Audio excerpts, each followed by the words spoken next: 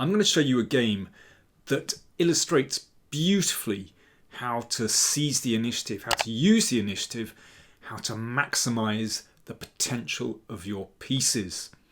So we've got Liren, world champion, playing white. Vincent Keymer playing black. 19-year-old from Germany, a rising star, or I should say, well, he's a risen star. He's already in the top 20 in the world. So this was played on day one of the Freestyle Chess GOAT Challenge. Now that is a title and a half. So it's a new tournament. Played in the north of Germany. A fabulous event. Looks beautifully organised. And they're playing Fischer Random Chess, which has been given a new name. Freestyle Chess. 8 players, what a lineup. World champion, Liren. World number 1, Magnus Carlsen. Caruana, Firuzja, Abdusatorov, Gukesh, Keymer and Aronian. An amazing lineup. So we've got the old generation and we've got the young guns there as well. Anyway, I'll tell you more about that in a second. So let's take a look at this game. Ding playing white, Keymer black. So you can see this is the position that was drawn at random, drawn by lots. So in freestyle chess, or Fischer Random Chess as it is sometimes known, so the baseline of pieces is shuffled. So you can't prepare for this. You can't use all that opening theory. So the players really have to improvise from the word go. So that's what makes it interesting. Look at the queen and bishops. So it's really important that they come into the game. Otherwise they're just stuck there. So understandably, Ding starts off with this pawn to c4, opening up the bishop's diagonal. And in fact, there's a threat to take the pawn on h7. Now, we can see this quirky rule. You can castle. We're going to do an action replay because that's such good fun. Here we go. So the king protects the pawn here. And Ding follows suit. c5. So we've still got a symmetrical position. b3, opening up the diagonal for the queen. And b6 does the same. So still symmetrical. Bishop b2. So the bishop threatens this pawn. But that's blocked very easily, so that pawn is very solidly protected. Ding does the same. He plays f3 to sort of blunt the queen. But Keymer plays, I think, an excellent move now. d5. So he makes the first pawn break in the middle of the board. So given a chance, he would very much like to advance to shut out that bishop. Therefore, Ding exchanges. But that brings the queen out to an excellent position. Nicely centralized. Black has gained some territory because you can see that pawn on c5 just gives black a little bit more space. But the main thing is compare the position of the queens. That queen on a1 is now rather stuck. Ding has played inaccurately already.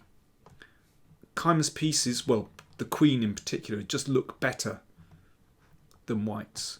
And even, you know, this bishop is blunted here. This bishop actually doesn't look too bad. Bishop d3. So this one wants to get into the game. Obviously there's a clear threat to pin the queen against the king. So that threat is stopped. The knight comes into the game. So very logical and blocks this diagonal. Queen b1. Okay, that's logical as well. The queen really needs to get into the game. And there's a threat to take here. So queen h5. And now there's a threat to take that pawn. You can see the bishop, queen working together. Knight g3. So the knight comes out and attacks the queen. And there's a slight problem for black here. The queen moves. This is what happened. And after bishop b5, very curious tactic, but you can see the bishop attacks the rook, and the rook is trapped, can't move away from the threat.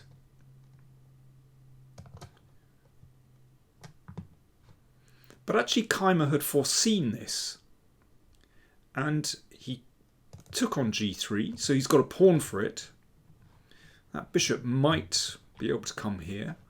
So before taking the rook, Ding plays knight f2, covering the h3 square. e5. Knight e4 drives the queen back, queen g6, and then finally bishop takes rook, and rook takes bishop. Okay, well, let's take stock. So there's imbalance in the position. There's a material imbalance because Keymer as black, I beg your pardon, has given up a rook for the bishop. So he's got a knight and pawn against a rook. That's the material balance. So white is slightly ahead numerically. But Keymer has excellent compensation here. So how and why? Well, you can see already, noted that before, that Keymer has carved out some space in the centre. He's got a space advantage. Those pawn chains mean that white is quite restricted. You know, white can't break with d4. So nice space, and that means perhaps black can drive forward with the pawns. The other thing is the bishops of opposite colour come into play here, because if black is attacking on the king side, which he would like to, given that the queen is very active, and white is missing a pawn here, so that means that white's king position isn't as secure as it might be. When black starts attacking, you can't exchange off that bishop on c8 because there are bishops of opposite colour. So those factors add up to very good compensation for the very slight material deficit. e3, so that controls these squares. The knight came to e6 anyway, so Keymer can build up, you know, fairly slowly, because you know that compensation is long term really. You know, white can't neutralize black's initiative. Knight f2, the knight steps back and offers a queen exchange. Well, of course, Keymer certainly doesn't want to go for the endgame when he's material down. He wants to attack on the king side. So this starts, you know, the pawns rolling in the middle of the board. Knight h3. So perhaps you're preempting a knight moving here. Bishop b7. So the bishop reaches the long diagonal. If the diagonal opens up in combination with the queen, well, you can see how effective that would be. But black still has to break down that pawn here. But there are ways to do that. Ding doesn't want to wait.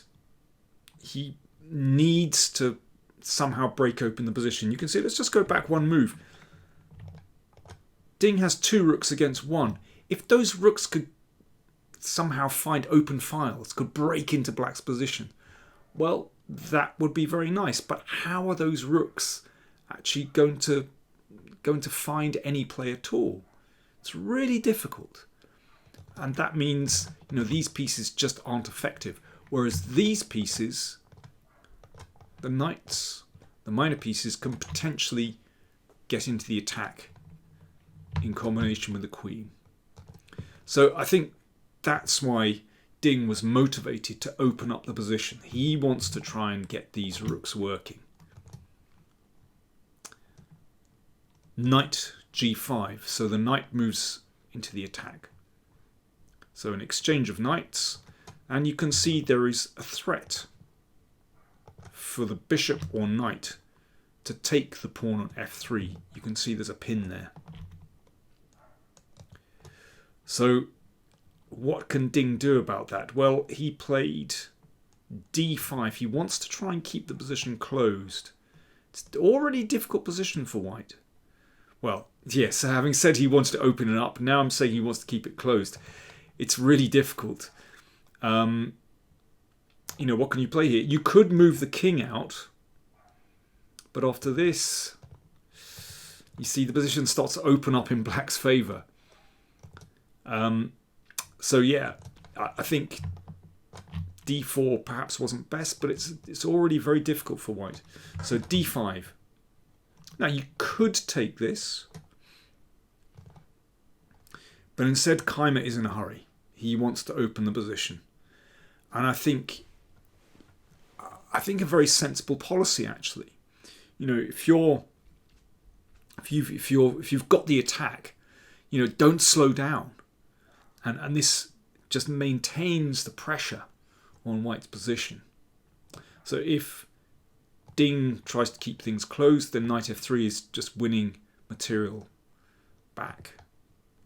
So pawn takes pawn, rook takes pawn, so now the rook enters the attack. That rook is going to swing across to one of these squares, and in combination with the queen and knight, that is very dangerous.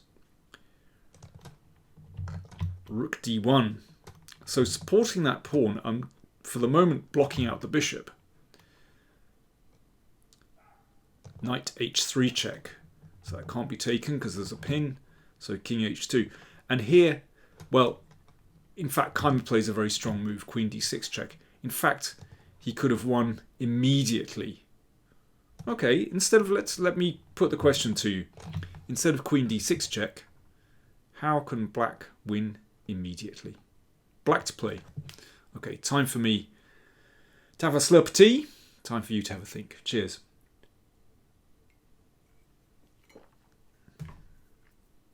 Black to play and win immediately. The move is rook h4. If pawn takes knight, queen g4, and rook takes pawn is mate on the next turn. Look at how far offside the white queen is. The white queen is in Siberia. It's miles from where it should be over here, and simply unable to defend against the threat. To play rook takes pawn and checkmate. And instead, let's say g3, then knight f4, check, pawn takes, and queen g2 mate. So rook h4 would have won immediately. However, Keymer's move queen d6 is also winning. Remember, they're playing rapid chess. In this all play all knockout stage, they're playing rapid. So, you know, we can't expect the chess to be, you know, 100% correct. But anyway, queen d6 is simply a winning move, a good practical move anyway. So if the king steps back here, then this is winning. The queen comes in, and bishop a6 is actually a deadly check there. So g3 played, knight g5. So there's various things going on here. Perhaps a check here, perhaps taking here. If queen d3, trying to bring the queen back to defend. Rook g4, that's another threat. Threatening to take on g3. It's very nasty. Ding took on f5. Queen x6 check. And then rook e3. So, I mean, black is breaking through. Basically, white is being just overwhelmed by numbers. These pieces don't contribute to the defence at all. And these pieces are just breaking through to the king. Rook f1, okay, watch out, there's a threat of mate, but actually black deals with this very easily. Rook takes pawn, check. King here, queen h3. King e1, knight f3. Well, if the king goes here, you take the rook. If the king comes here, watch out for that bishop again, that's winning. So rook takes, queen takes. In this position, Ding resigned. So why did he resign? Well, first of all, there's a threat to give a check here, and that skewers king and queen, so you'd win the queen. And instead, if the queen moves out, you can just take that pawn, and then black is 3 pawns up, and very easy task just to exchange queens, and then you can calmly shepherd those pawns down the board. Very easy win for black. So really convincing win for Keymer there. And I think unfortunately Ding lost all 4 games in this first day. He's really having a crisis of confidence. But I think, it shows, right from the beginning, you need to be sharp, you need to be on it. Because with this move, d5, Keymer took the initiative. At a stroke, his pieces are better than white's now. So Ding didn't appreciate the slight danger actually in this position already, and just got it wrong from the start. But Keymer, I have to say, Keymer's play really nice, and I do like the way that he was prepared to sacrifice that exchange, and he appreciated that his initiative in this position was actually going to be incredibly strong. And yeah, he won a really nice game. In fact, Vincent Keymer had a great first day and came out on top. He leads with 3.5 out of 4. Then we've got Gukesh and Abdusatorov on 3 points, and then Firuzja and Carlsen and Karawan on 2, Aronian on 0.5, and Ding no points at all. Day 2 we'll have the rest of the all play all games, and then they'll go into the classical phase in the knockout stage. Anyway, do tune in. It's being streamed live. If you look up Freestyle Chess Goat Challenge, can't get over that name, then you'll find it. And yeah, it's really entertaining. It's very well produced. It's a great tournament. Hope you enjoyed that. Thanks for watching.